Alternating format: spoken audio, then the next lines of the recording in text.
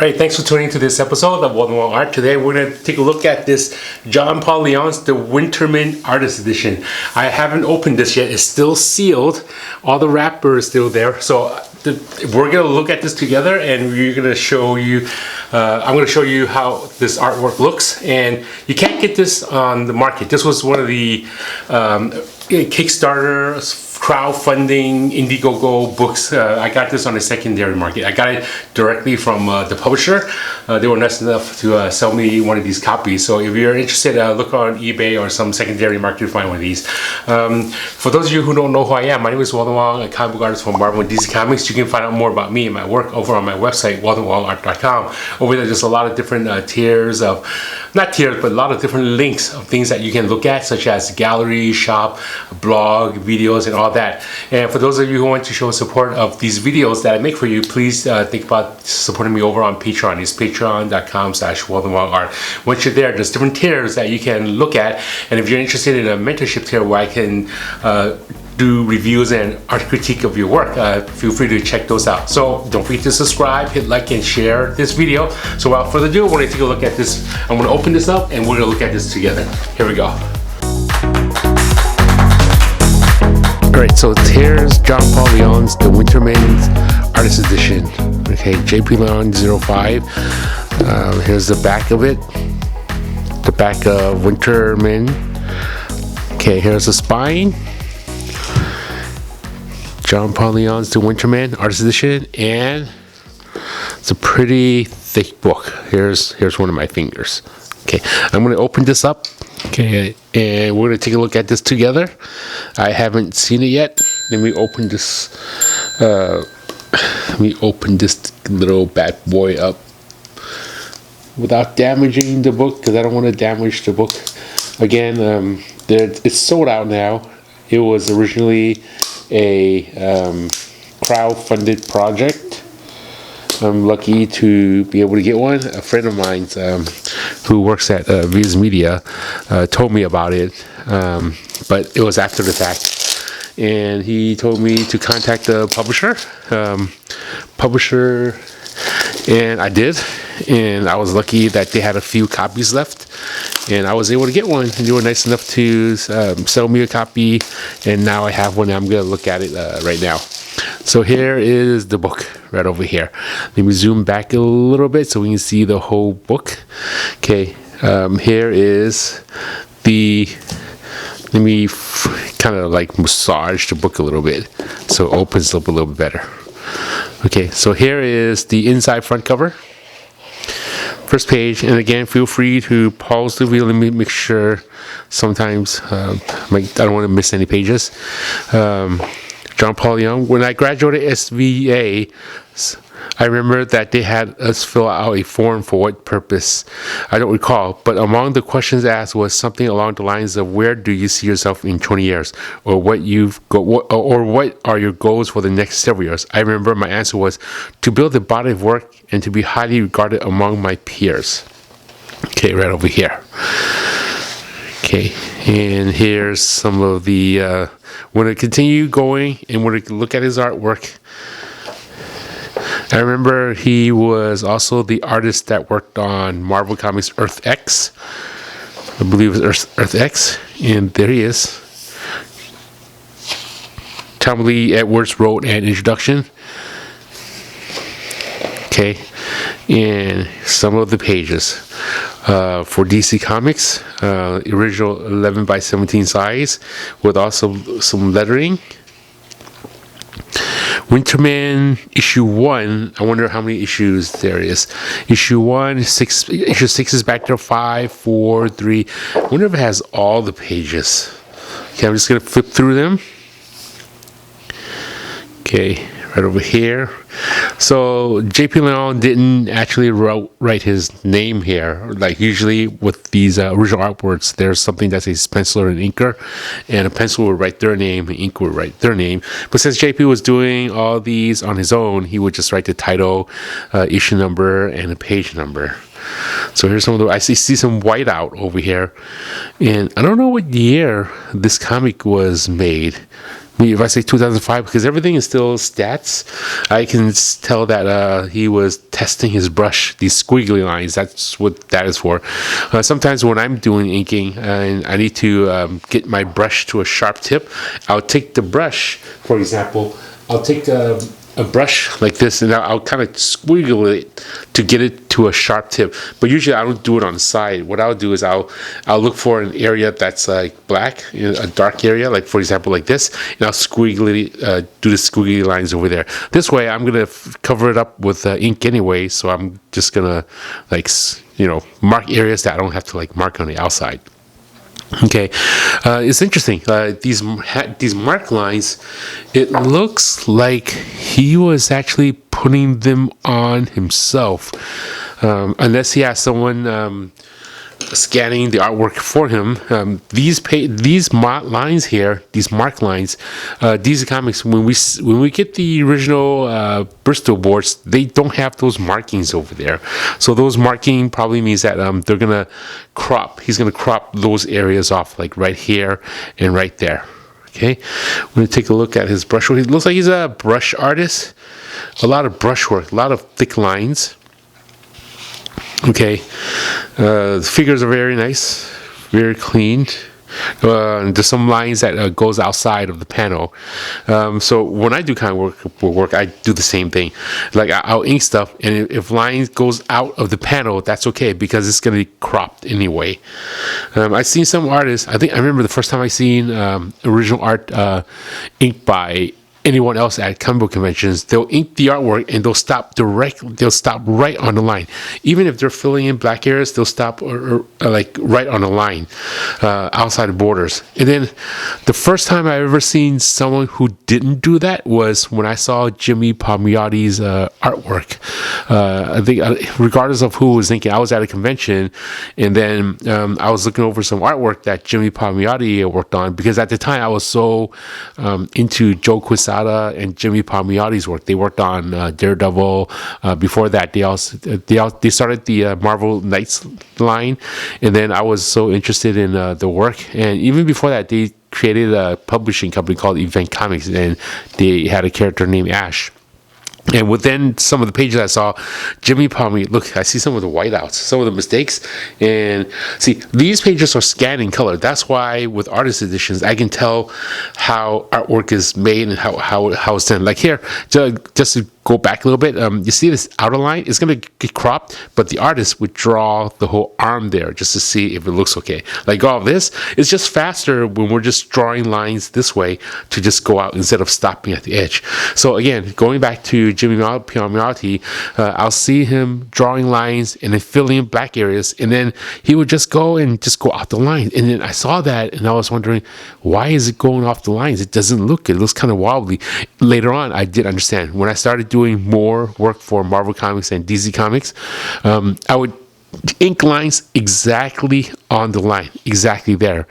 And then after that, when I scan artwork, when all publishers decided to have artists scan their own work, I started scanning my work, and I noticed that when I have the crop lines cropped in, I would have a little halo, which means that I didn't have enough artwork on the edge because the scan was a little bit off, or the Bristol board blue line markings was a little bit off. That way it wasn't perfect. So I started to ink out the lines, like drawing extra lines on the outside, like over here, or like lines out here.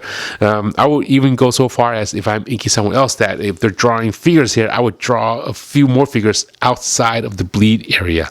That way, when I'm scanning the artwork, I have more artwork, which is better than having not enough artwork. Because if I don't have enough artwork when I'm scanning artwork in Photoshop and I'm doing stuff for publishers, I would have to go there and do some post-production work and start drawing digitally on Photoshop to get like painting some of the lines here and there, and then just continue and not have that white halo there. That's how I started doing lines outside of the panel border. I wouldn't even draw, like right here, J.P. Long drew an outside border. I wouldn't even draw that line. I would just do the work, continue the bridge, and go all the way out. Yeah, enough about outside lines and inside lines on Bristol board. Let's continue looking at JP's work. Here's some look how simple this. The art looks simple, not that much details, but everything is there. Like, it leaves enough for the viewer to imagine what else is supposed to be there. Like, he doesn't go and draw every detail of rectangles. Of some other areas he'll put like a lot, but some, like for example this skylines, it's there, and it lets the viewer know what's supposed to be there. Okay, a lot of blacks, good contrast from white and blacks. We're going to continue looking at this. Okay, there's a few smudges here and there, but again, smudging from the outside doesn't matter. Here, the artist, I wonder, makes me want. I wonder. Let me see if I can find out when JP worked on the original graphic novel for Winter Men. It doesn't say. This book was printed in 2021. Well, right here, looking here, again, there's like hand lettering and there's digital lettering. These hand lettering, I can tell because there's whiteout in between balloons. I can see some corrections on the whiteout. Okay, and then here, this is a photograph that JP got and made a photocopy, and then made photocopy down the sides and then just pasted it on there. But these days, with the Photoshop technology these days, we don't even need to actually cut a piece of paper and then stick it onto the original art, unless it was done a long time ago. These days, we just go in Photoshop and just take the image and then resize it or transform it and adjust it on Photoshop after the artwork is done. Okay, here's more of Winter Men. Okay, look at this sequential storytelling. It just looks so nice. Everything leads in the right way. Like, for example, you watch this car goes this way, leads your eye to go here. Once you look at this panel, this figure, focus your eye to go this way. Here, once it goes this way, it goes here, and there's a reason this person is facing this way, not this way. 1, 2, 3. Once you get to here, this helps the viewer focus the eye down here, and then now it's looking this way, and it goes off panel there.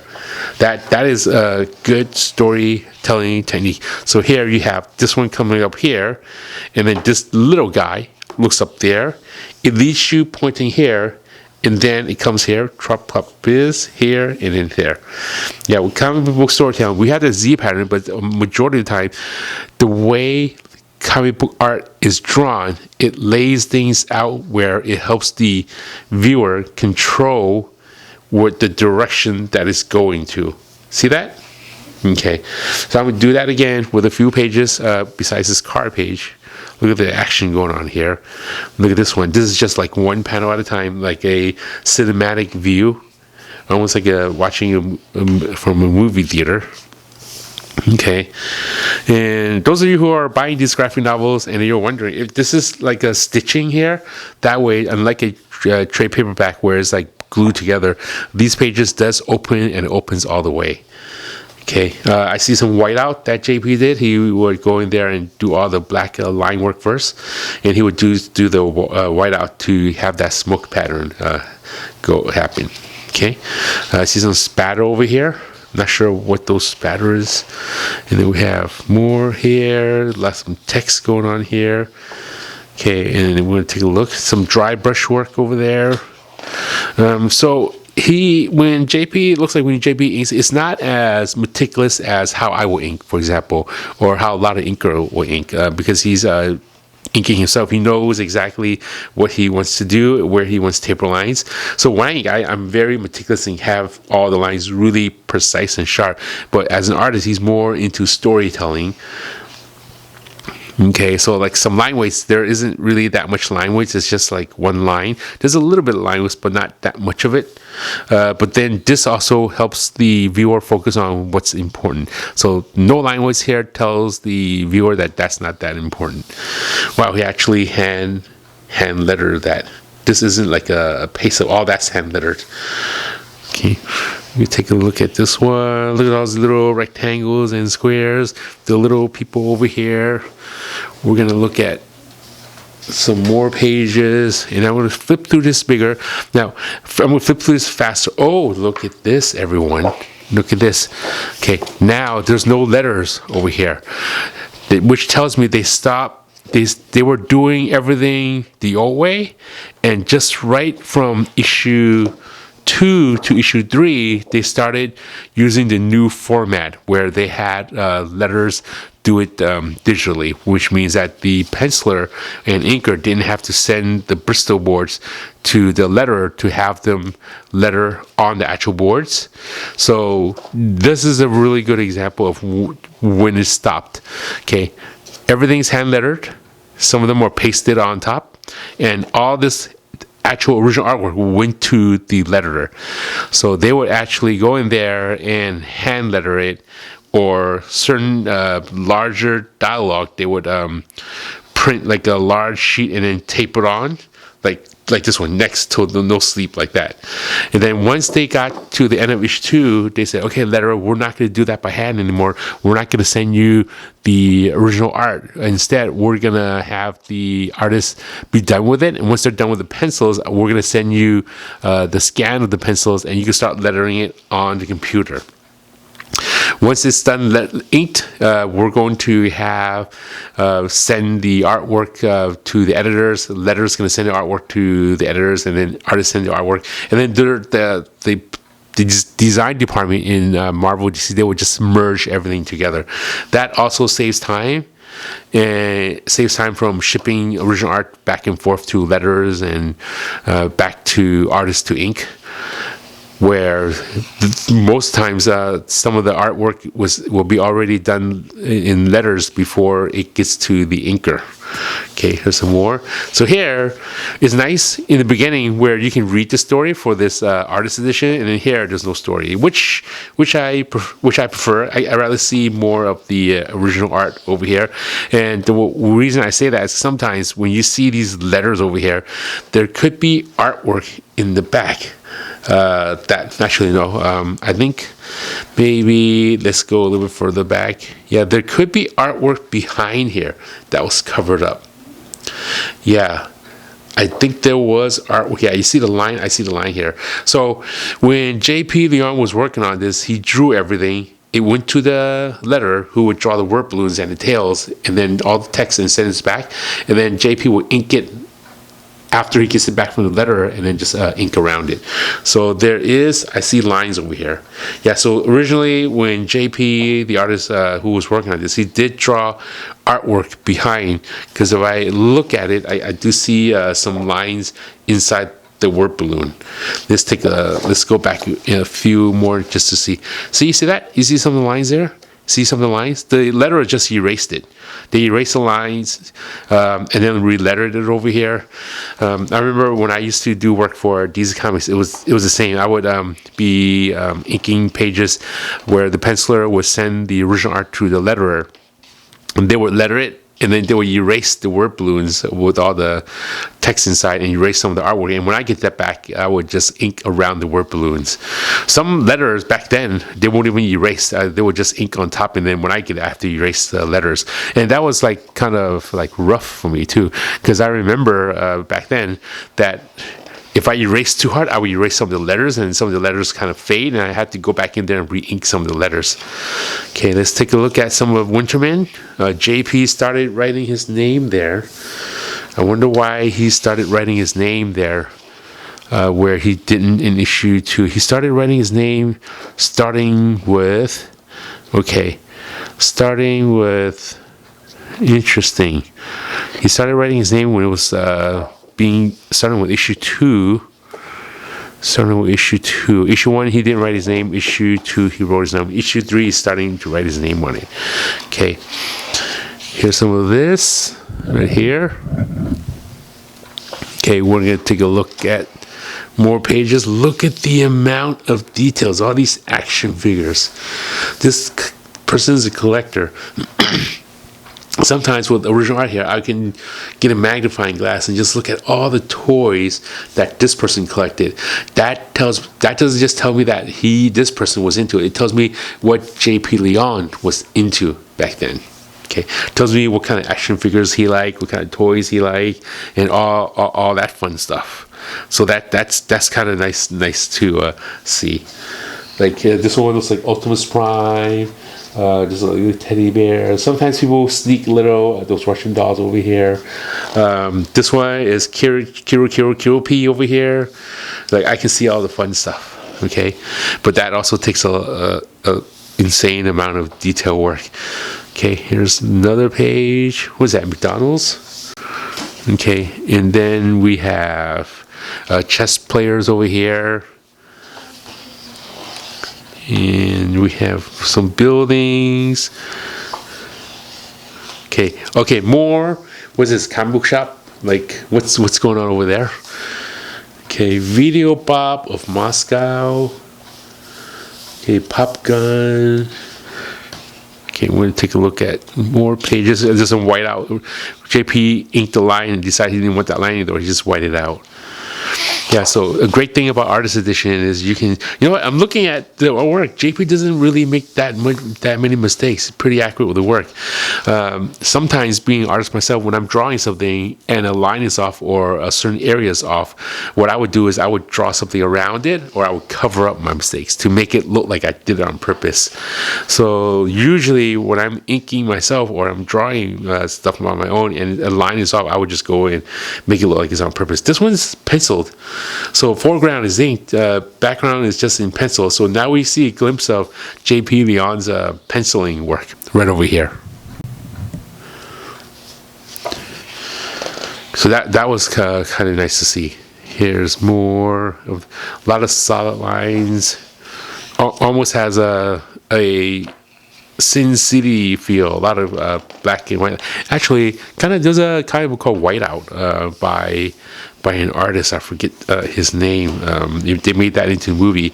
A lot of black and white work. A lot of silhouettes and things like that. Okay, we're going to take a look here. Yeah, so to say that JP Leon his artwork wasn't as detailed, there's certain areas that is really detailed. These, I don't know if the letterer did that or if JP drew all that in and inked that in. This looks nice. This looks nice right over here. Okay, we'll take a look at this one. The map. This looks kind of like the Pepsi logo. I think that is the Pepsi logo. Yes, but in Russian maybe. Okay, so we have this here.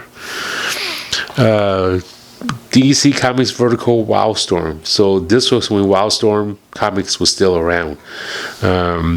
Actually, I think Wildstorm was still around. Vertical books were still around. Vertical was some of the books that they did with Swamp Thing and Constantine and books like that. Okay, and we have this. Very, very clean, very nice work. Very, very like loose with the artwork. Okay, like I could tell that he was having fun. He was just getting to work and inking it. Wasn't very too meticulous in line quality. Whiteout around the face. Probably inked the face too small and he wanted to make it larger and just use whiteout here. I see some blue pencils that JP Leon was using. Look at the pacing of these figures. Okay, again, remember how I was telling you guys how he is really, really good at directing the eye.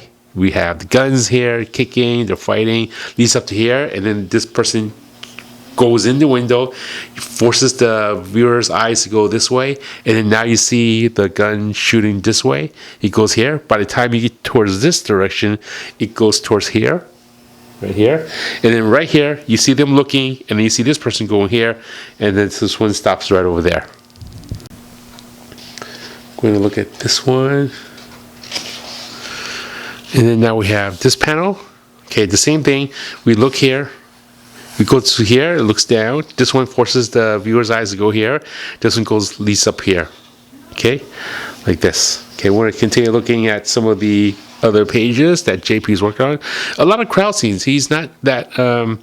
He's not afraid to do like scenes with like a lot of characters on there. So that is a lot of work. It takes a lot of work to draw all those characters within those panels. Okay, we have this Winter Men. Okay, We have, how many panels you have? We have 8, 9, 10, 11, 12, 13, 14 panels within a page. These 7 panels, there's panels here. This is one large panel, but it could be considered 2. 1, 2, 3, 4, 5, 6, 7, 8, 9, 10 panels. And a lot of detail. Look at the amount of work that is in here. There's inking around the smoke and then a white ink line over here. Okay, the tape up. Oh, that's interesting. Now it's back to lettering. Like the lettering wasn't there, and then now it's back to lettering.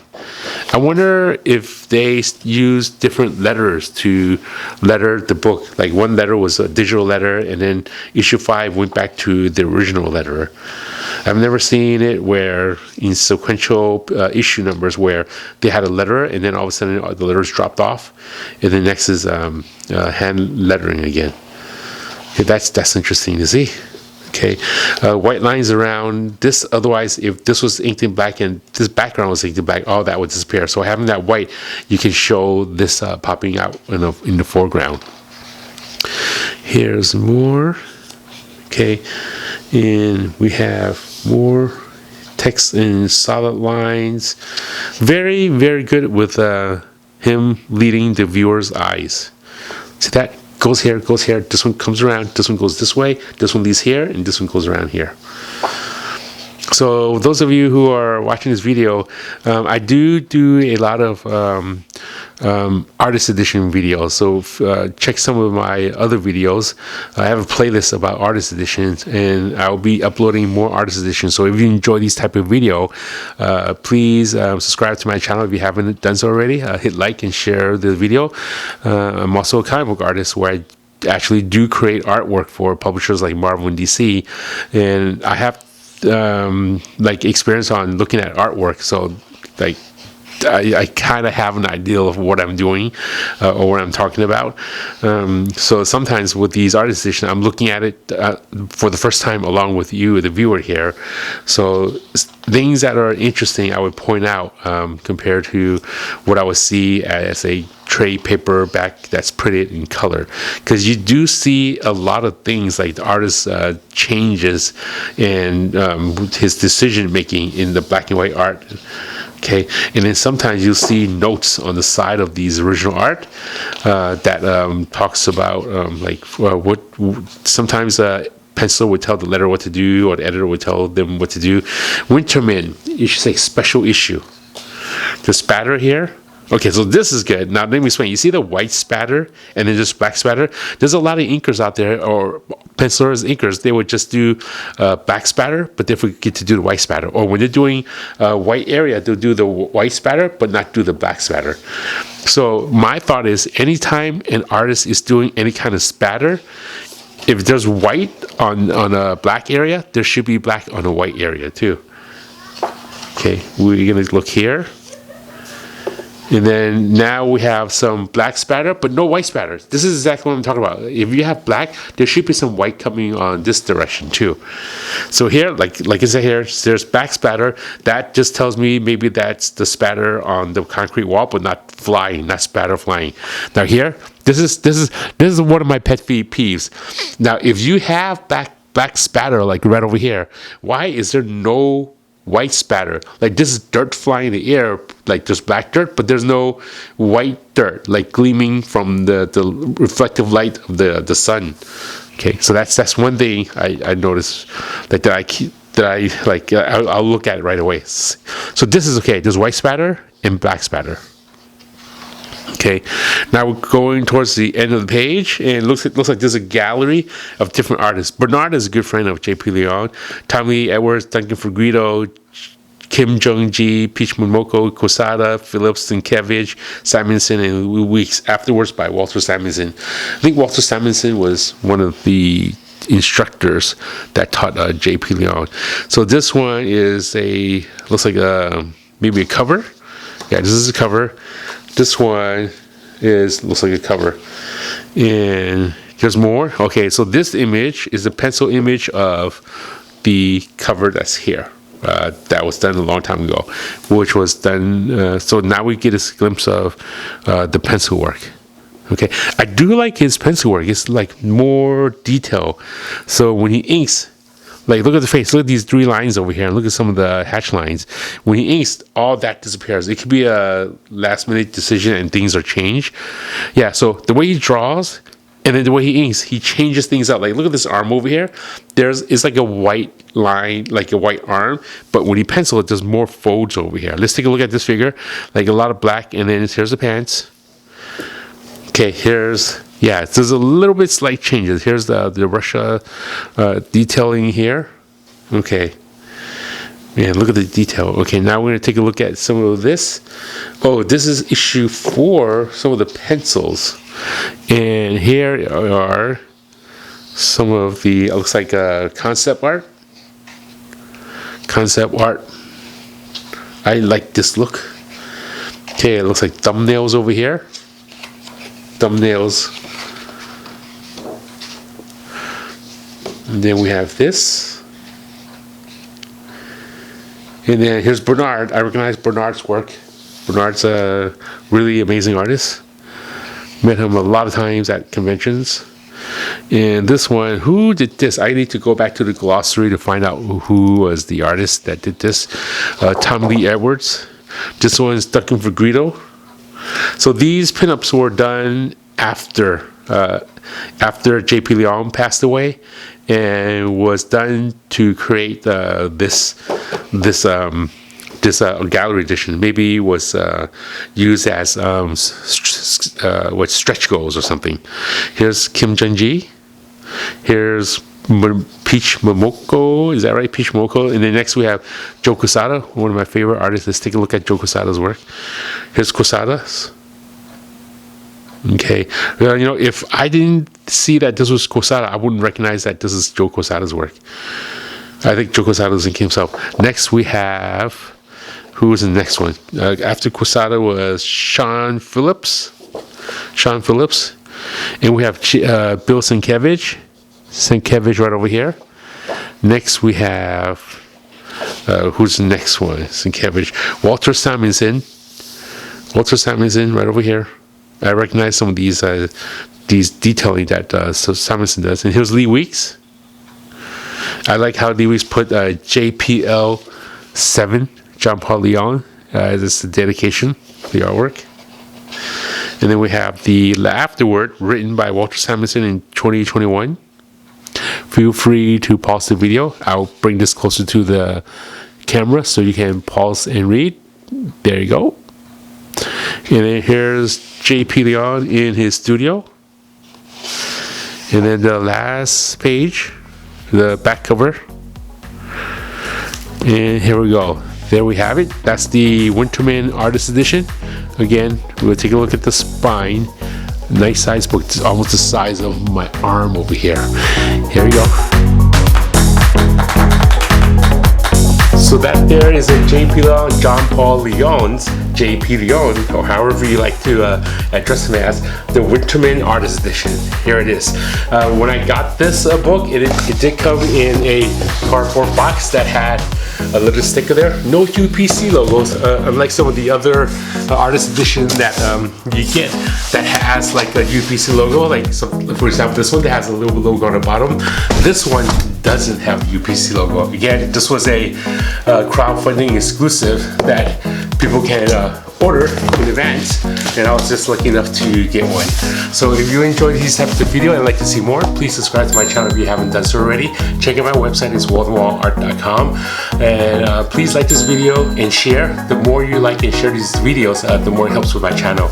And what is the other thing I need to say? I think that's about it. So until next time, keep on drawing, and I'll see you in the next video. Bye bye.